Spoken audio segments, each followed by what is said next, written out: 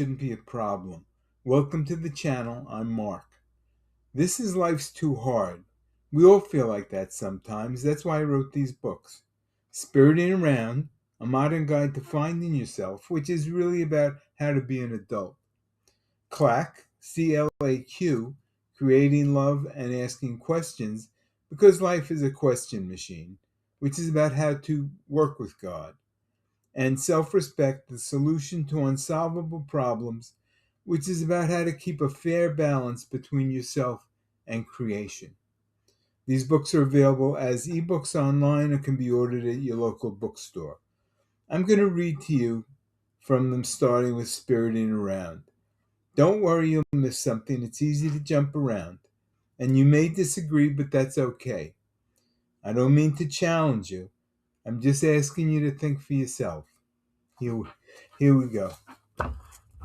This is a continuation of the section Conflicts and Controversies.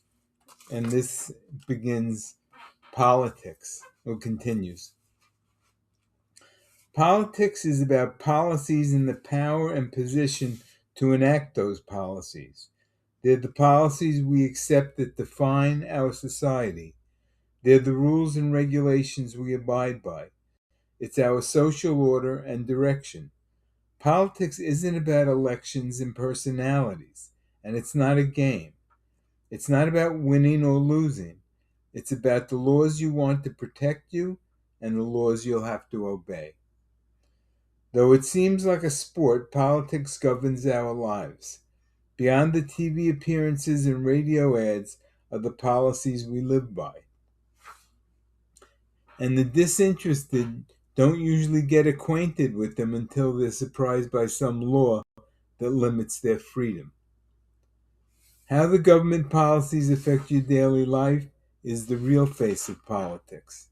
That's why the truth is so crucial. You want to know the truth about the policies supported by a politician. Regardless what they say in their political life, they'll do what they believe in. But you don't need anyone to interpret common sense for you. The facts speak for themselves. You should realize that the policy a politician promotes to their best supporters is probably what they'll do. And though spin is part of the process, a balanced debate can usually expose the surface of the truth.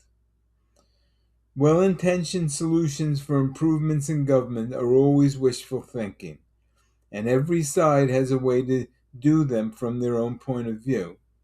In the final analysis, it's you who decides what's in your best interests, and you should hold your politicians accountable for what they do in your name.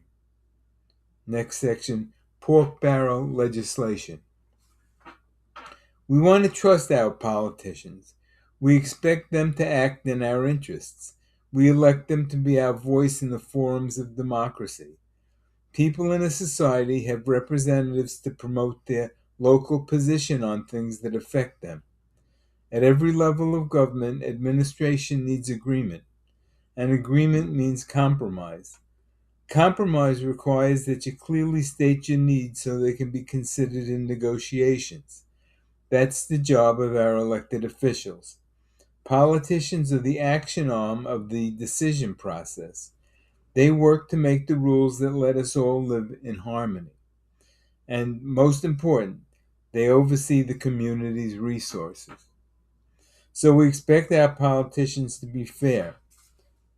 A good politician makes the best choice for the majority with respect to the concerns of the minority. Naturally, legislation allocates money for different community purposes. It's often said in a negative way that these bills contain a lot of pork. Pork barrel legislation means money is spent in a localized way to benefit just a small group of citizens. The pork is put into these bills by local politicians for the benefit of their constituents, the people they represent.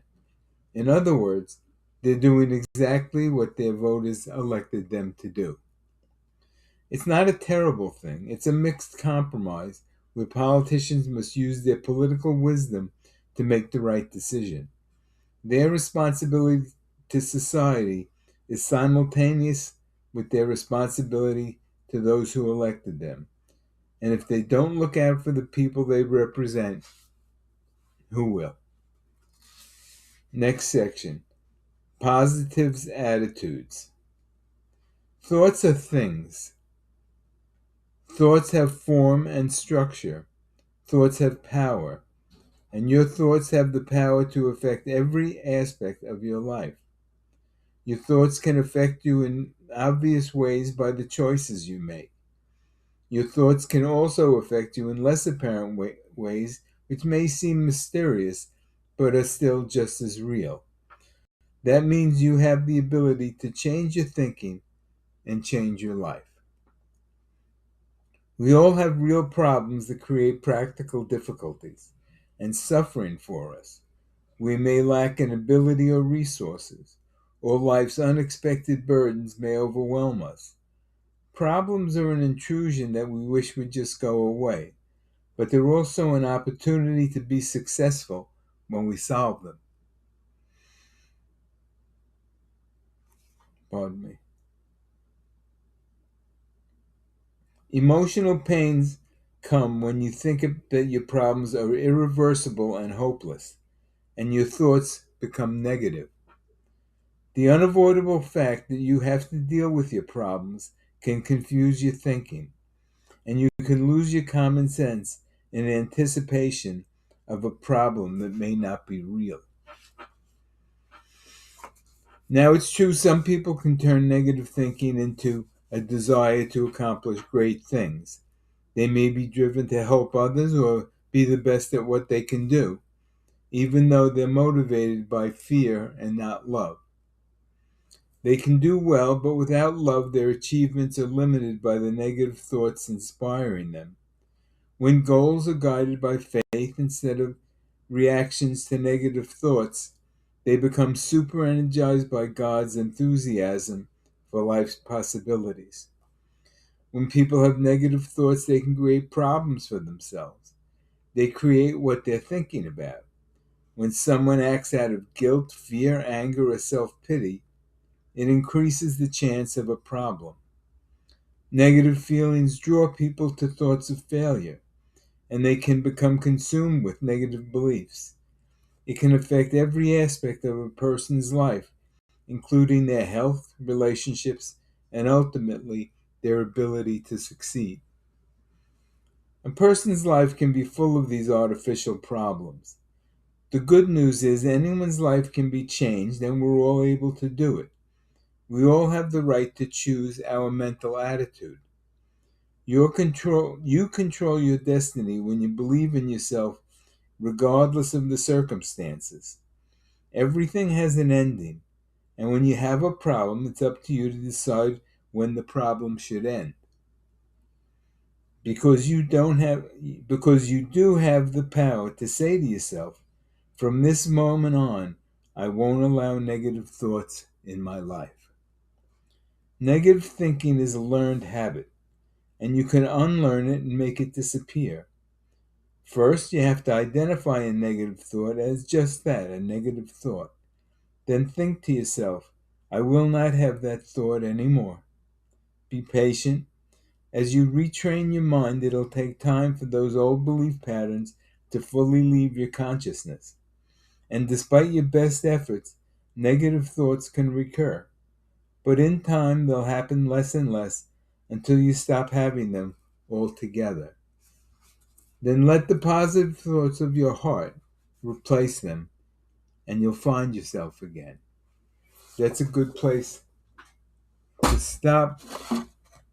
Thank you for spending some time with me. I hope you found it worthwhile. I hope you were intrigued and inspired. I enjoy sharing what I spent my whole life learning. Now I pass it along to you so you can make your life easier. I appreciate your comments and suggestions. Remember to subscribe. Hope to see you all next time. All the best.